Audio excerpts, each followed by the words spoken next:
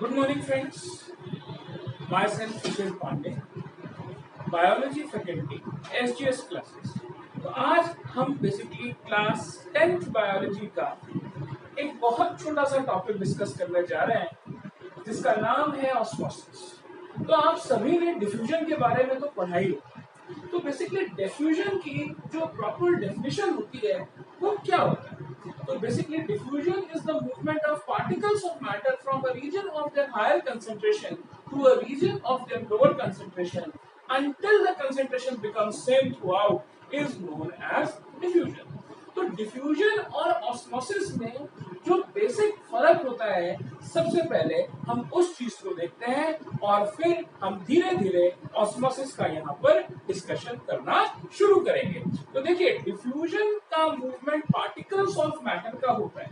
इसका मतलब है कि जो पार्टिकल्स ऑफ मैटर है उसमें हमारे तीनों फॉर्म्स आ जाएंगे, चाहे वो सॉलिड हो, चाहे वो लिक्विड हो, चाहे वो गैस हो। फर्क ये होता है कि जो हाईएस्ट रेट ऑफ डिफ्यूजन होता है वो गैसेस का होता है, क्योंकि गैसेस की रैंडमनेस सबसे ज्यादा होती है और मॉलिक्यूलर फोर्सेस ऑफ अट्रैक्शन कम होने के कारण गैसेस की रैंडमनेस ज्यादा होती है, इसीलिए रेट ऑफ डिफ्यूजन गैसेस में हाईएस्ट होता है। जो फोर्सेस ऑफ अट्रैक्शन तीनों स्टेट्स ऑफ मैटर में सबसे स्ट्रॉन्गेस्ट होती हैं वो होता है सॉलिड्स। इसलिए जो डिफ्यूजन होता है वो सॉलिड्स के केस में लीस्ट होता है या मिनिमम होता है। तो जो बेसिक फर्क डिफ्यूजन और ऑस्मोसिस में हमें यहाँ पे देखने को मिलता है वो बेसिक फर्क होता है कि जो हमारे पास डिफ्यूजन है वो किसी भी स्टेट ऑफ मैटर का हो सकता है, चाहे सॉलिड हो, चाहे लिक्विड हो, चाहे गैस हो। लेकिन ऑस्मोसिस जो होती है वो सिर्फ और सिर्फ उसमें जो मूवमेंट है वो हम सॉल्वेंट मॉलिक्यूल्स का देखते हैं, और जो सॉल्वेंट हमारा जो यूनिवर्सल सॉल्वेंट की तरह काम करता है वो वाटर होता है। इसलिए मोस्ट ऑफ द डेफिनेशंस में हम वाटर मॉलिक्यूल्स को ही रेफरेंस मानते हैं। तो दूसरा इंपॉर्टेंट डिफरेंस हम डिफ्यूजन और ऑस्मोसिस में कोट करते हैं कि ऑस्मोसिस में सेमी परमेबल मेम्ब्रेन का होना बहुत बहुत जरूरी होता है। जो भी मूवमेंट होगा सॉल्वेंट का वो across the semi permeable membrane ही होगा।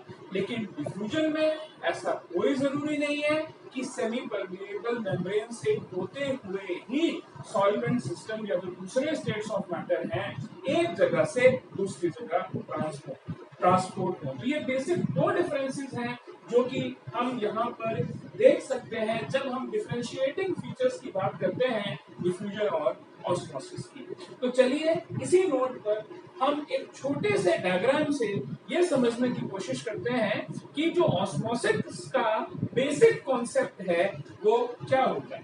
तो देखिए, यहाँ पे जो मैंने हॉलो सर्कल्स बना रखे हैं इनको मान के चलिए कि ये सॉल्वेंट मॉलिक्यूल्स हैं, और जो मैंने यहाँ सॉलिड सर्कल्स बना रखे हैं इनको आप मान के चलिए कि ये सॉल्यूट पार्टिकल्स हैं। तो मैंने यहाँ पर दो साइड्स ली हैं जिनको मैंने सेपरेबल करा है सेमी परमेबल मेम्ब्रेन से। तो अगर मैं यहाँ पे इस चीज की बात करता हूँ, जो मैंने यहाँ पे जो लाइन बनाई हुई है, तो इस चीज को मैंने बोला है semi permeable membrane. SPM stands for semi permeable membrane. तो बच्चों, सबसे पहले हमें ये पता होना चाहिए कि बेसिक फर्क जो परमेबल, इम्परमेबल, सेमी परमेबल और सेलेक्टिवली परमेबल मेम्ब्रेन के बीच में होता है उसका हमें डिफरेंस पता होना चाहिए। तो इम्परमेबल और परमेबल का मतलब तो हम सभी को पता होता है। चलिए पहले हम इसको स्टडी करते हैं और फिर हम आगे जाके ऑस्मोसिस पर दोबारा आएंगे और इस फैक्चुअल फिनोमेना को दोबारा से स्टडी करेंगे। तो सबसे पहले हम बात करते हैं वो मेम्ब्रेन जो इम्परमेबल होती है। तो अगर मैं इम्परमेबल मेम्ब्रेन की बात करता हूं तो इम का मतलब होता है नॉट, एंड परमेबल का मतलब होता है जो किसी मूवमेंट को असिस्ट करे। मतलब not assistance of any type of molecule, चाहे वो सॉल्यूट हो चाहे solvent. That means in proper terms ऐसी मेम्ब्रेन जो ना तो सॉल्यूट पार्टिकल को और ना सॉल्वेंट मॉलिक्यूल को अपने थ्रू ट्रांसपोर्ट होने देती है, ऐसी मेम्ब्रेन को हम impermeable membrane कहते हैं. That means it does not allow neither the solute nor the solvent particles to pass through it. Now, importance is कि जब हम बात करते हैं यहाँ पर परमिएबल मेम्ब्रेन की, जब हम यहाँ पे बात करेंगे परमिएबल मेम्ब्रेन की, तो ये क्या करेगा, ये सॉल्यूट को भी और सॉल्वेंट को भी दोनों को ही अपने थ्रू अलाउ करेगा और ये दोनों ही अक्रॉस द मेम्ब्रेन ट्रांसफर होंगे. तो basically the type of membrane which allows both solute and solvent molecules to pass through it is known as a permeable membrane. Now coming to the main distinguishing point between the semi-permeable membrane and the selectively permeable membrane, जिसमें एक difference होता है. तो हमें समझना पड़ेगा यहाँ पे कि जब कभी भी मैं बेटा सेमी परमेबल मेम्ब्रेन की बात करूंगा तो इसको आप बहुत ध्यान से समझिएगा कि exact definition semi permeable membrane की ये होती है कि वो कभी भी सल्यूट मॉलिक्यूल्स को अपने थ्रू पास नहीं होने देता, वो सिर्फ और सिर्फ सॉल्वेंट मॉलिक्यूल्स को अपने थ्रू पास होने देता है. इसीलिए कोई भी बायोलॉजिकल सिस्टम में सेमी परमेबल मेम्ब्रेन मौजूद नहीं होती. जितने भी हम एक्सपेरिमेंट्स ऑस्मोसिस के करते हैं उसमें हम जो एक्सपेरिमेंट का डिमॉन्स्ट्रेशन करते हैं वो आउटसाइड द बायोलॉजिकल सिस्टम करते हैं. इसका रीजन मैंने आपको दे दिया है क्योंकि जो सेमी परमेबल मेम्ब्रेन है it allows on solvent but no solute to pass through it. तो देखिए ये एक बेसिक फर्क होता है जब मैं सेमी परमेबल मेम्ब्रेन की यहाँ पर आपसे बात करूंगा. तो अब देखिए जब सेलेक्टिवली की हम बात करते हैं तो सेलेक्टिव का मतलब ही होता है सेलेक्टिव. इसका रीजन मैं आपको बताता हूं कि it is selective for what. Selectively permeable membrane किस चीज के लिए सेलेक्टिव है? सेलेक्टिव सॉल्यूट और सेलेक्टिव सॉल्वेंट के लिए. तो बेसिकली अगर वो सेलेक्टिव सॉल्यूट और सेलेक्टिव सॉल्वेंट को अपने थ्रू पास होने देती है then we are using the term selective. ये चीज आगे जाके डिपेंड करती है कि जो हमारी प्लाज्मा मेम्ब्रेन है उस पे किस तरीके के रिसेप्टर मॉलिक्यूल्स मौजूद हैं. अगर वो रिसेप्टर मॉलिक्यूल्स बेसिकली एफिनिटी रख रहे हैं बाहर के कंपोनेंट को अंदर आने देने के लिए तब तो वो सेमी परमेबल मेम्ब्रेन के थ्रू पास करेगी, अन्यथा वो उसके थ्रू कभी भी पास नहीं करेगी. अब देखिए हम अपने बेसिक कॉन्सेप्ट पर आते हैं जिसको हम क्या कहते हैं, ऑस्मोसिस कहते हैं. तो बड़ी जल्दी से सबसे पहले हम इसकी डेफिनेशन को यहाँ समझते हैं. तो ऑस्मोसिस की बेसिक जो डेफिनेशन है, चलिए इसका हम आपको यहाँ पर एक डिमॉन्स्ट्रेशन देते हैं. तो basically the movement of solvent molecules from a region of the higher concentration to a region of the lower concentration across the semi-permeable membrane until the concentration becomes same throughout is known as osmosis. जब चीजों को इतनी तेजी से बोला जाता है तो जल्दी से समझ में नहीं आता, तो इसीलिए मैं आपके लिए इस चीज को बहुत स्लो टर्म्स में एक बार फिर से बोलने की कोशिश करता हूं. और यहाँ पे आप समझिएगा कि जो मैंने इंपॉर्टेंट वर्ड्स यूज करे हैं वो क्या है. तो देखिए जब मैंने ऑस्मोसिस को डिफाइन किया है तो मैंने बोला है मूवमेंट ऑफ सॉल्वेंट मॉलिक्यूल्स. तो किस चीज का मूवमेंट हो रहा है सर? मूवमेंट हो रहा है movement of solvent molecules from a region of their higher concentration to a region of their lower concentration. जहां पे सॉल्वेंट मॉलिक्यूल्स की हायर कंसंट्रेशन है और जहां पे सॉल्वेंट मॉलिक्यूल्स की लोअर कंसंट्रेशन है, तो सॉल्वेंट मॉलिक्यूल्स की हायर कंसंट्रेशन से सॉल्वेंट मॉलिक्यूल्स की लोअर कंसंट्रेशन पर बेसिकली मूवमेंट हो रहा है. तीसरा इंपॉर्टेंट पॉइंट मैंने ये बोला है कि किसके थ्रू, तो सेमी परमेबल मेम्ब्रेन के थ्रू ही यहाँ पर सॉल्वेंट पार्टिकल्स का बेसिक मूवमेंट होगा. तो तीसरा इंपॉर्टेंट पॉइंट आ गया जब मैंने यहाँ पर उस चीज को डिस्कस किया है कि बेसिक सेमी परमेबल मेम्ब्रेन ही इन्वॉल्व होनी चाहिए सॉल्वेंट मॉलिक्यूल्स के मूवमेंट के लिए. और जो चौथा इंपॉर्टेंट पॉइंट यहाँ पर आता है कि वो मूवमेंट साथ कब तक होगा, वो मूवमेंट तब तक होगा कि जब तक कि जो सॉल्वेंट मॉलिक्यूल्स ने ग्रेडियंट सेट करा है दो साइड्स के बीच में, वो ग्रेडियंट इक्वलाइज नहीं हो जाता, और जैसे ही वो ग्रेडियंट इक्वलाइज होगा उसके बाद क्या होगा, इसकी कहानी मैं आपके साथ अभी 1 मिनट में डिस्कस करता हूं। तो बेसिकली जो फोर्थ पॉइंट हमारा आया, देखिए पहले में मूवमेंट ऑफ सॉल्वेंट मॉलिक्यूल्स आया, कहां से कहां तक, from a region of higher concentration of solvent to a region of lower concentration of solvent across a semi-permeable membrane, और चौथा पॉइंट था until concentration becomes same throughout। तो अगर बच्चों हम इस चीज की डेफिनेशन को लिखेंगे तो मैं आपके लिए एक बार और रिपीट करता हूँ। जब बायोलॉजी में, क्योंकि क्लास 10th लेवल की हमारे पास यहाँ पर बात है, तो यहाँ पे राइटिंग परफेक्शन बहुत इंपॉर्टेंट है। तो सबसे पहले तो देखिए परफेक्ट डेफिनेशन बनेगी कैसे, कि ऑस्मोसिस एक्चुअली है क्या। तो ऑस्मोसिस एक्चुअली एक फिनोमिनन होता है। तो जो डेफिनेशन स्टार्ट होगी तो इस तरीके से स्टार्ट होगी कि phenomenon of movement of solvent molecules from a region of their higher concentration to a region of their lower concentration across a semi-permeable membrane until the concentrations become same throughout is known as osmosis। So this is the perfect definition of the phenomenon what we call as osmosis। अब देखिए हम यहाँ पर जो मैंने एक अपने पिछले टॉपिक में एक चीज छोड़ दी थी कि भाई जब यहाँ पे कंसंट्रेशन सेम थ्रू आउट होगी तो होगा क्या। तो आपको ये चीज पता होनी चाहिए, जब कंसंट्रेशन सेम हो गई, दोनों तरफ ग्रेडियंट खत्म हो गया, ग्रेडियंट कौन सेटअप कर रहा है, यहाँ पर gradient basically solvent molecule set कर रहे हैं। अभी मैं बताऊंगा कि वो ग्रेडियंट सेट कैसे हुआ, और फिर मैं दोबारा से इस क्वेश्चन पर आऊंगा कि जब ग्रेडियंट वैनिश हो जाएगा तो मूवमेंट ऑफ वाटर मॉलिक्यूल्स पर क्या असर पड़ेगा। तो चलिए पहले छोटा सा ऑस्मोसिस का जो हमारा यहाँ पे फिनोमेना है हम उसको समझने की यहाँ पर गंभीरता से कोशिश करते हैं। तो देखिए यहाँ पे हमने एक साइड में मैंने आपको बताया था कि जो ये हॉलो सर्कल्स हैं इनको तो आप साफ मान लीजिए कि ये सॉल्वेंट मॉलिक्यूल्स हैं, और जो यहाँ पर इस तरीके के सॉलिड सर्कल्स हैं इनको आप मान लीजिए कि ये सल्यूट है। तो अगर देखिए हम इस साइड पे, साइड ए पे इसको काउंट करने की कोशिश करें, साइड ए और ये हम बोल देते हैं बच्चों साइड बी।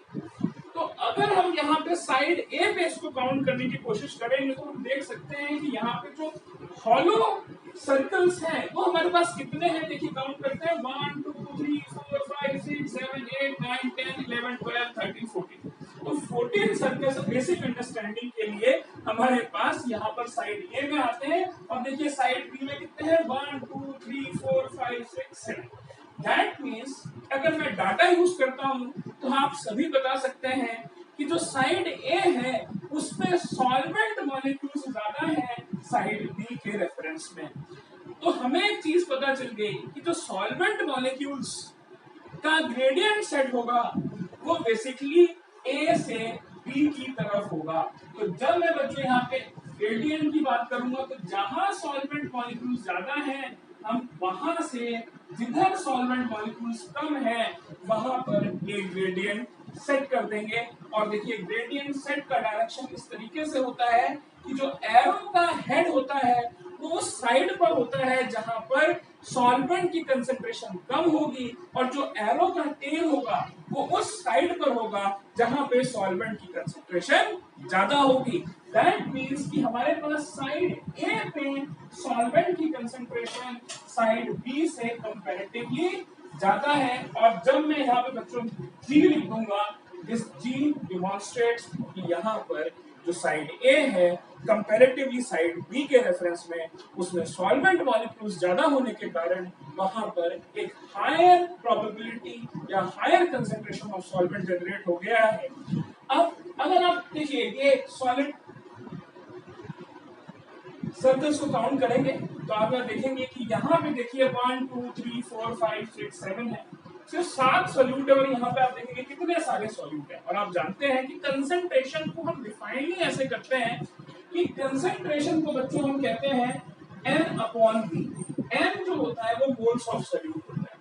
तो जैसे जैसे मोल्स ऑफ सॉल्यूट बढ़ते चले जाएंगे, एक सिस्टम में कंपैरेटिवली जो सॉल्वेंट मॉलिक्यूल्स हैं with reference to the solute उनकी कंसंट्रेशन कम होती चली जाती है। तो जिस भी साइड पे सॉल्यूट ज्यादा होगा उस तरफ ऑटोमेटिकली सॉल्वेंट की रिलेटिव कंसंट्रेशन, देखिए मैं बात कर रहा हूं रिलेटिव कंसंट्रेशन की, रिलेटिव की बात जब भी करी जाती है तो वो किसी चीज के रेफरेंस में बात करी जाती है, और कुछ ऐसा ही मैं यहाँ पर कर रहा हूं। मैं बेसिकली सॉल्वेंट की कंसंट्रेशन को सॉल्यूट के रेफरेंस में बात कर रहा हूं, और आपसे ये कह रहा हूं कि जब कभी भी सॉल्यूट की कंसंट्रेशन ज्यादा होगी तो with relation to solute solvent की कंसंट्रेशन अपने आप कम हो जाएगी। अब इसी चीज को बच्चों यहाँ पर हम देखते हैं। अब हमने यहाँ पर क्या देखा कि यहाँ सॉल्वेंट ज्यादा था, यहाँ सॉल्वेंट कम था, तो जो ग्रेडियंट सेट हुआ सॉल्वेंट मॉलिक्यूल्स का वो साइड ए से साइड बी में सेट हुआ, और इसीलिए यहाँ से सॉल्वेंट मॉलिक्यूल्स साइड ए से साइड बी में मूव करना शुरू कर जाएंगे, इनका यहाँ से मूवमेंट शुरू हो जाएगा। तो इसी बेसिक फिनोमिना को, यही चीज हमने यहाँ पर डेफिनेशन में कोट करी है कि movement of solvent higher concentration of solvent से लोअर कंसंट्रेशन ऑफ सॉल्वेंट तक, कब कहां से, सेमीपर्मेबल मेम्ब्रेन के थ्रू, कब तक, जब तक कि कंसंट्रेशन सेम ना हो जाए। इसी को हम एक्चुअली में किस चीज का नाम देते हैं, इसी को ऑस्मोसिस का नाम देते हैं। अब मैं अपने पुराने क्वेश्चन में आ रहा हूं कि जब बेसिकली ग्रेडियंट खत्म हो जाए, जब दोनों तरफ की कंसंट्रेशन इक्वलाइज हो जाएगी, तो सॉल्वेंट मॉलिक्यूल क्या मूवमेंट उनका सीज हो जाएगा, क्या मूवमेंट वो ग्रेडियंट के अलॉन्ग ही होता रहेगा, या कुछ और ऐसा होगा जो कि उस मूवमेंट को डिटरमाइन करेगा। चलिए इस क्वेश्चन का मैं आपको एक छोटा सा लॉजिकल आंसर देने की कोशिश करता हूं। हम सभी जानते हैं, फिजिक्स में भी हमने पढ़ा है, हमने केमिस्ट्री में भी पढ़ा है कि जो मोशन की एनर्जी होती है उस एनर्जी को हम काइनेटिक एनर्जी कहते हैं, और काइनेटिक एनर्जी का जो बेसिक फिनोमिना होता है या वो ये होता है कि जब तक टेम्परेचर 0 डिग्री नहीं हो जाएगा किसी भी पार्टिकल ऑफ मैटर में मोशन जरूर रहेगा। इसको देखिए हम काइनेटिक एनर्जी के फॉर्मूले से भी सिंबलाइज कर सकते हैं कि जो काइनेटिक एनर्जी होती है वो एक्चुअली 3/2 kT होती है। हायर लेवल पे पढ़ेंगे तो आप देखेंगे कि जो 3/2 एक न्यूमेरिकल वैल्यू है, k को हम बोल्ट्जमैन कांस्टेंट कहते हैं और t को हम टेम्परेचर कहते हैं। लेकिन हमारे लिए यहाँ पर सिर्फ इतना ही जानना जरूरी है कि काइनेटिक एनर्जी टेम्परेचर के डायरेक्टली प्रोपोर्शनल होती है। और कोई भी फिनोमिना जब हम स्टडी कर रहे हैं, देखिए जहाँ पे मैंने यहाँ पे ऑस्मोसिस को स्टडी करा, अगर मान लीजिए ये वाटर का फ्रीजिंग पॉइंट होता तो चाहे कंसंट्रेशन हायर हो चाहे लोअर हो, जब वाटर मॉलिक्यूल्स फ्रीज ही कर जाएंगे तो मूवमेंट होगा ही। तो सबसे पहली बारीकी तो ये है कि ये जो फिनोमिना मैंने आपको यहाँ पर इलस्ट्रेट करवाया है ये एक पर्टिकुलर टेम्परेचर पर हो रहा हो, और अगर ये पर्टिकुलर टेम्परेचर पर हो रहा है तो डेफिनेटली यहाँ पर मॉलिक्यूल्स के पास उस टेम्परेचर से कोरिलेटेड काइनेटिक एनर्जी होगी। बस फर्क ये था कि एक तरफ सॉल्वेंट मॉलिक्यूल्स ज्यादा थे और एक तरफ सॉल्वेंट मॉलिक्यूल्स कम थे, तो एक ग्रेडियंट सेट हो जाता है और हायर से लोअर की तरफ कहानी चालू हो जाती है। तो आप इस चीज को समझिए कि जब ग्रेडियंट खत्म हो गया तो क्या हुआ, उस समय भी क्योंकि हमने ये फिनोमिना एक पर्टिकुलर रूम टेम्परेचर पर ही किया था, इसलिए उस समय भी मॉलिक्यूल के पास अपनी अपनी काइनेटिक एनर्जी होगी, पर क्योंकि ग्रेडियंट वहां पे वैनिश हो चुका है इसलिए उस समय जो मूवमेंट ऑफ सॉल्वेंट पार्टिकल्स है वो अलोंग द ग्रेडियंट नहीं होगा। इस पूरी चीज को जब हम समझते हैं तो ऑस्मोसिस सेमीपर्मेबल मेम्ब्रेन के थ्रू हमेशा बच्चों अलोंग द ग्रेडियंट होती है, लेकिन जब ग्रेडियंट वैनिश हो जाता है तो बेसिकली क्या होता है कि जो सॉल्वेंट पार्टिकल्स का मूवमेंट है वो इंडिपेंडेंट हो जाता है, तो वो किसी भी तरीके से कहीं भी किसी भी डायरेक्शन में चालू हो जाएगा। इसका एक बहुत सिंपल सा आपको मैं एग्जांपल ले सकता हूँ कि जैसे क्लास में अगर कोई बहुत स्ट्रिक्ट टीचर आ जाती है तो सारे बच्चों का अटेंशन उस स्ट्रिक्ट टीचर पे ही रहता है। लेकिन आप सोचिए कि अगर प्रिंसिपल ऑफिस से टीचर को बुला लिया जाए तो उस क्लास का क्या हाल होगा। तो बेसिकली जितने भी उस क्लास में बच्चे हैं उनका मूवमेंट अलाइन रहेगा ही नहीं। उनकी जहां मर्जी आएगी वो वहां दौड़ दौड़ के जाने लगेंगे, जिससे मर्जी होगी उससे बातें करने लगेंगे। तो एक्चुअली जैसे क्लास में टीचर ने एक ग्रेडियंट को सेट किया, ठीक ऐसे ही जो मॉलिक्यूल्स की कंसंट्रेशन होती है वो भी बायोलॉजिकल सिस्टम में एक ग्रेडियंट को सेट करता है और along the direction, that means along the direction वहां पर सॉल्वेंट मॉलिक्यूल्स का मूवमेंट होगा। तो ये चीज आप सभी को आई सपोज क्लियर हो गई होगी कि जब ग्रेडियंट खत्म भी हो जाएगा तब भी मूवमेंट होगा और उस केस में जो मूवमेंट है, जो सॉल्वेंट का मूवमेंट है वो इंडिपेंडेंट हो जाएगा। तो देखिए व्हेन ग्रेडियंट इज वैनिश्ड तो हम यहां पे लिखेंगे कि जो movement of solvent molecules will become independent, that means कि वो किसी भी डायरेक्शन में हो सकता है। अब ये ऑस्मोसिस की मैंने यहाँ पे बात करी, तो बेसिकली यहाँ पर हम आगे के सेशन में अगर हम डीप में जाएंगे तो एक और वर्ड आएगा बच्चों जिसको हम कहते हैं ऑस्मोटिक प्रेशर। तो ऑस्मोटिक प्रेशर बेसिकली वो प्रेशर होता है जो ऑस्मोसिस के फिनोमेना को रोकता है, कि वो ऐसा pressure which actually acts against the process of osmosis is what we call as the osmotic pressure। और जैसे जैसे सल्यूट बढ़ते चले जाते हैं ऑस्मोटिक प्रेशर भी इंक्रीज हो जाता है, क्योंकि ऑस्मोटिक प्रेशर को डिटरमाइन करने वाले सल्यूट के ही मोल्स होते हैं। तो कंसंट्रेशन बढ़ने के कारण ऑस्मोटिक प्रेशर बढ़ता चला जाएगा, जिस कारण से वाटर का मूवमेंट ऑस्मोसिस के दौरान कम होता चला जाएगा। तो अगर हम ऑस्मोटिक प्रेशर की भी देखिए यहाँ पे बात करें तो मैं फॉर्मूले से ही आपको समझा सकता हूँ कि जो ऑस्मोटिक प्रेशर है वो कैसे ऑस्मोसिस से उल्टा चलता है। देखिए ऑस्मोटिक प्रेशर जिस चीज पे डिपेंड करता होता है वो होता है CRT। C का मतलब होता है कंसंट्रेशन, R का मतलब होता है एक कांस्टेंट जिसको हम गैस कांस्टेंट कहते हैं, और जो T होता है उसको हम बेसिकली टेम्परेचर कहते हैं। और कंसंट्रेशन का हम सभी को फिनोमेना पता है, चाहे क्लास 9 का बच्चा हो, चाहे क्लास 10 का बच्चा हो, क्लास 11 का हो, चाहे 12 का हो। कंसंट्रेशन का मतलब ही होता है बच्चों कि concentration is equal to N upon V, number of moles of solute dissolved per litre of solution, या अगर हम अलग टर्म्स में बात करें तो वो वेट के फॉर्म में भी हो सकती है।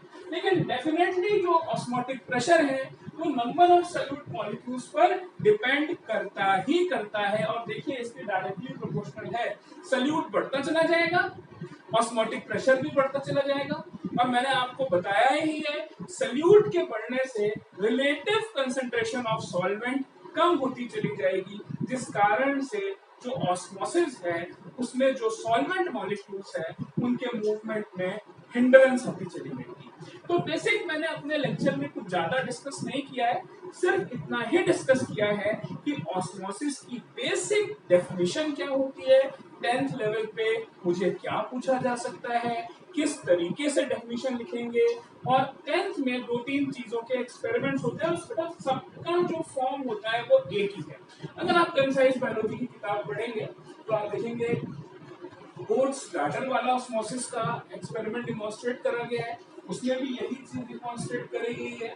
किसी फनल वाले की बात करेंगे तो आप देखेंगे कि बाहर वो बेसिकली क्या करता है, वाटर रख देता है, अंदर जो है वो क्या कर देता है, शुगर या सॉल्ट कंसंट्रेशन रख देगा, एक उसको सेमी परमेबल मेम्ब्रेन से डिवाइड कर देगा, और आप देखोगे कि जो वाटर मॉलिक्यूल्स है वो बीकर से फिसल फनल के अंदर चले जाएंगे, जिस कारण से जितना मूवमेंट वाटर मॉलिक्यूल का बीकर से फिसल फनल में होगा उतना ही वॉल्यूम बीकर में वाटर का कम हो जाएगा और फिसल फनल की कैपिलरी में बढ़ जाएगा। तो हम किसी भी फिनोमिना को स्टडी करें, किसी भी एक्सपेरिमेंट को स्टडी करें, जो बेसिक कॉन्सेप्ट जो मैंने आज आपके साथ डिस्कस किया है ऑस्मोसिस का, वो तो यहाँ पर सेम ही रहने वाला है। और इसी नोट के साथ मैं आपके साथ आज के लेक्चर को समाप्त करता हूँ। आशा है आपको मेरा लेक्चर अच्छा लगा होगा, और अगर आपको मेरा लेक्चर अच्छा लगा है तो आप मेरे चैनल को लाइक, सब्सक्राइब और बहुत इंपॉर्टेंट है इसे शेयर भी करें। तो एस स्क्वायर मेरे चैनल को जरूर करें। एस स्क्वायर का मतलब है share and subscribe. Thank you all.